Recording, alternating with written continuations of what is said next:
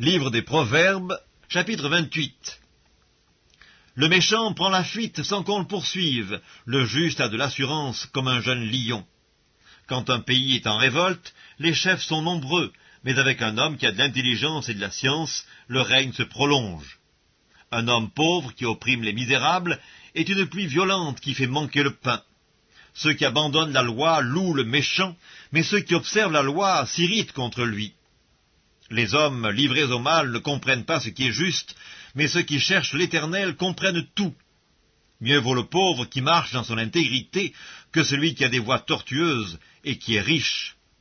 Celui qui observe la loi est un fils intelligent, mais celui qui fréquente les débauchés fait honte à son père.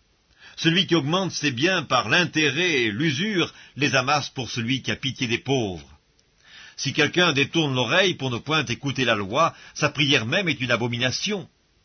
Celui qui égare les hommes droits dans la mauvaise voie tombe dans la fosse qu'il a creusée, mais les hommes intègres héritent le bonheur. L'homme riche se croit sage, mais le pauvre qui est intelligent le sonde. Quand les justes triomphent, c'est une grande gloire. Quand les méchants s'élèvent, chacun se cache.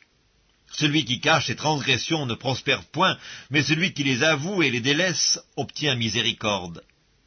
Heureux l'homme qui est continuellement dans la crainte, mais celui qui endurcit son cœur tombe dans le malheur. Comme un lion rugissant et un ours affamé, ainsi est le méchant qui domine sur un peuple pauvre. Un prince sans intelligence multiplie les actes d'oppression, mais celui qui est ennemi de la cupidité prolonge ses jours. Un homme chargé du sang d'un autre fuit jusqu'à la fosse, qu'on ne l'arrête pas. Celui qui marche dans l'intégrité trouve le salut, mais celui qui suit deux voies tortueuses tombe dans l'une d'elles. Celui qui cultive son champ est rassasié de pain, mais celui qui poursuit des choses vaines est rassasié de pauvreté. Un homme fidèle est comblé de bénédictions, mais celui qui a hâte de s'enrichir ne reste pas impuni. Il n'est pas bon d'avoir égard aux personnes, et pour un morceau de pain, un homme se livre au péché. Un homme envieux a hâte de s'enrichir, et il ne sait pas que la disette viendra sur lui. Celui qui reprend les autres trouve ensuite plus de faveur que celui dont la langue est flatteuse. Celui qui vole son père et sa mère et qui dit « ce n'est pas un péché » est le compagnon du destructeur. L'orgueilleux excite les querelles, mais celui qui se confie en l'Éternel est rassasié. Celui qui a confiance dans son propre cœur est un insensé, mais celui qui marche dans la sagesse sera sauvé. Celui qui donne aux pauvres n'éprouve pas la disette, mais celui qui ferme les yeux est chargé de malédiction. Quand les méchants s'élèvent, chacun se cache, et quand ils périssent, les justes se multiplient. Livre des Proverbes, chapitre 29. Un homme qui mérite d'être repris et qui raidit le cou sera brisé subitement et sans remède. Quand les justes se multiplient, le peuple est dans la joie. Quand le méchant domine, le peuple gémit. Un homme qui aime la sagesse réjouit son père, mais celui qui fréquente des prostituées dissipe son bien. Un roi affermit le pays par la justice, mais celui qui reçoit des présents le ruine. Un homme qui flatte son prochain tente un filet sous ses pas. Il y a un piège dans le péché de l'homme méchant, mais le juste triomphe et se réjouit. Le juste connaît la cause des pauvres, mais le méchant ne comprend pas la science. Les moqueurs soufflent le feu dans la ville, mais les sages calment la colère. Si un homme sage conteste avec un insensé, il aura beau se fâcher ou rire, la paix n'aura pas lieu. Les hommes de sang haïssent l'homme intègre, mais les hommes droits protègent sa vie. L'insensé met en dehors toute sa passion, mais le sage la contient. Quand celui qui domine a égard aux paroles mensongères, tous ses serviteurs sont des méchants. Le pauvre et l'oppresseur se rencontrent, c'est l'Éternel qui éclaire les yeux de l'un et de l'autre. Un roi qui juge fidèlement les pauvres aura son trône affermi pour toujours. La verge et la correction donnent la sagesse, mais l'enfant livré à lui-même fait honte à sa mère. Quand les méchants se multiplient, le péché s'accroît, mais les justes contempleront leur chute. Châtie ton fils, et il te donnera du repos, et il procurera des délices à ton âme. Quand il n'y a pas de révélation, le peuple est sans frein, heureux s'il observe la loi. Ce n'est pas par des paroles qu'on châtie un esclave, quand même il comprend, il n'obéit pas. Si tu vois un homme irréfléchi dans ses paroles, il y a plus à espérer d'un insensé que de lui. Le serviteur qu'on traite mollement dès l'enfance finit par se croire un fils. Un homme colère excite des querelles, et un furieux commet beaucoup de péchés. L'orgueil d'un homme l'abaisse, mais celui qui est humble d'esprit obtient la gloire. Celui qui partage avec un voleur est ennemi de son âme, il entend la malédiction et il ne déclare rien. La crainte des hommes tend un piège, mais celui qui se confie en l'Éternel est protégé. Beaucoup de gens recherchent la faveur de celui qui domine, mais c'est l'Éternel qui fait droit à chacun. L'homme inique est en abomination au juste, et celui dont la voie est droite est en abomination aux méchants.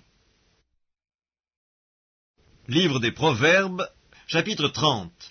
Parole d'Agur, fils de Jaquet, sentence prononcée par cet homme pour Itiel et pour Ucal. Certes, je suis plus stupide que personne, et je n'ai pas l'intelligence d'un homme, je n'ai pas appris la sagesse, et je ne connais pas la science des saints. Qui est monté aux cieux, et qui en est descendu? Qui a recueilli le vent dans ses mains? Qui a serré les eaux dans son vêtement? Qui a fait paraître les extrémités de la terre? Quel est son nom, et quel est le nom de son fils? Le sais-tu?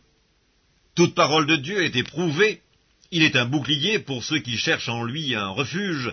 N'ajoute rien à ces paroles, de peur qu'ils ne te reprennent et que tu ne sois trouvé menteur. Je te demande 2 choses. Ne me les refuse pas avant que je meure. Éloigne de moi la fausseté et la parole mensongère. Ne me donne ni pauvreté ni richesse. Accorde-moi le pain qui m'est nécessaire, de peur que dans l'abondance je ne te renie et que je ne dise « Qui est l'Éternel ?» ou que dans la pauvreté je ne dérobe et je ne m'attaque au nom de mon Dieu. Ne calomnie pas un serviteur auprès de son maître, de peur qu'il ne te maudisse et que tu ne te rendes coupable. Il est une race qui maudit son père et qui ne bénit point sa mère. Il est une race qui se croit pure et qui n'est pas lavée de sa souillure. Il est une race dont les yeux sont hautains et les paupières élevées. Il est une race dont les dents sont des glaives et les mâchoires des couteaux pour dévorer le malheureux sur la terre et les indigents parmi les hommes. La sangsue a 2 filles. Donne, donne. 3 choses sont insatiables, 4 ne disent jamais assez. Le séjour des morts, la femme stérile, la terre qui n'est pas rassasiée d'eau, et le feu qui ne dit jamais assez. L'œil qui se moque d'un père et qui dédaigne l'obéissance envers une mère, les corbeaux du torrent le perceront et les petits de l'aigle le mangeront. Il y a 3 choses qui sont au-dessus de ma portée, même 4, que je ne puis comprendre. La trace de l'aigle dans les cieux, la trace du serpent sur le rocher, la trace du navire au milieu de la mer, et la trace de l'homme chez la jeune femme. Telle est la voix de la femme adultère, elle mange et elle s'essuie la bouche, puis elle dit « Je n'ai point fait de mal ». 3 choses font trembler la terre, et il en est 4 qu'elle ne peut supporter. Un esclave qui vient à régner, un insensé qui est rassasié de pain, une femme dédaignée qui se marie, et une servante qui hérite de sa maîtresse. Il y a sur la terre 4 animaux petits et cependant des plus sages. Les fourmis, peuple sans force, préparent en été leur nourriture. Les damans, peuple sans puissance, placent leur demeure dans les rochers. Les sauterelles n'ont point de roi et elles sortent toutes par division. Le lézard saisit avec les mains et se trouve dans les palais des rois. Il y en a 3 qui ont une belle allure et 4 qui ont une belle démarche. Le lion, le héros des animaux, ne reculant devant qui que ce soit. Le cheval tout équipé, ou le bouc, et le roi à qui personne ne résiste. Si l'orgueil te pousse à des actes de folie, et si tu as de mauvaises pensées, mets la main sur la bouche, car la pression du lait produit de la crème, la pression du nez produit du sang, et la pression de la colère produit des querelles. Proverbe chapitre 31. Parole du roi Lémuel, sentence par lesquelles sa mère l'instruisit. Que te dirai-je, mon fils? Que te dirai-je, fils de mes entrailles? Que te dirai-je, mon fils, objet de mes vœux? Ne livre pas ta vigueur aux femmes, et tes voix à celles qui perdent les rois. Ce n'est point au roi, Lémuel, ce n'est point au roi de boire du vin, ni au prince de rechercher les liqueurs fortes, de peur qu'en buvant ils n'oublient la loi, et ne méconnaissent les droits de tous les malheureux. Donnez des liqueurs fortes à celui qui périt, et du vin à celui qui a l'amertume dans l'âme, qu'il boive et qu'il oublie sa pauvreté, et qu'il ne se souvienne plus de ses peines. Ouvre ta bouche pour le muet, pour la cause de tous les délaissés, ouvre ta bouche, juge avec justice, et défends le malheureux et l'indigent. Qui peut trouver une femme vertueuse? Elle a bien plus de valeur que les perles. Le cœur de son mari a confiance en elle, et les produits ne lui feront pas défaut. Elle lui fait du bien, et non du mal, tous les jours de sa vie. Elle se procure de la laine et du lin, et travaille d'une main joyeuse. Elle est comme un navire marchand, elle amène son pain de loin. Elle se lève, lorsqu'il est encore nuit, et elle donne la nourriture à sa maison et la tâche à ses servantes. Elle pense à un champ, et elle l'acquiert. Du fruit de son travail, elle plante une vigne. Elle ceint de force ses reins, et elle affermit ses bras.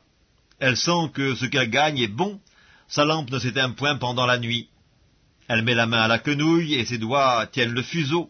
Elle tend la main au malheureux, elle tend la main à l'indigent. Elle ne craint pas la neige pour sa maison, car toute sa maison est vêtue de cramoisis. Elle se fait des couvertures, elle a des vêtements de fin lin et de pourpre. Son mari est considéré aux portes lorsqu'il siège avec les anciens du pays.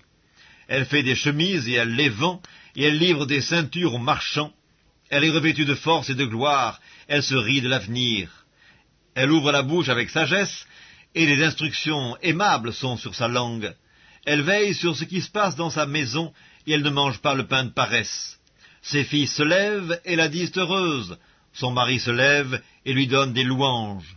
Plusieurs filles ont une conduite vertueuse, mais toi, tu les surpasses toutes. La grâce est trompeuse et la beauté est vaine. La femme qui craint l'Éternel est celle qui sera louée. Récompensez-la du fruit de son travail, et qu'aux portes, ses œuvres la louent. L'Ecclésiaste, chapitre 1. Parole de l'Ecclésiaste, fils de David, roi de Jérusalem. Vanité des vanités, dit l'Ecclésiaste, vanité des vanités, tout est vanité. Quel avantage revient-il à l'homme de toute la peine qu'il se donne sous le soleil? Une génération s'en va, une autre vient, et la terre subsiste toujours. Le soleil se lève, le soleil se couche, il soupire après le lieu d'où il se lève de nouveau. Le vent se dirige vers le midi, tourne vers le nord. Puis il tourne encore et reprend les mêmes circuits.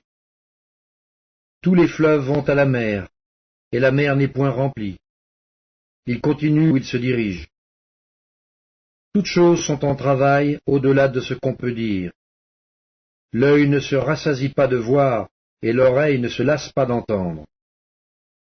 Celui qui a été, c'est ce qui sera, et ce qui s'est fait, c'est ce qui se fera.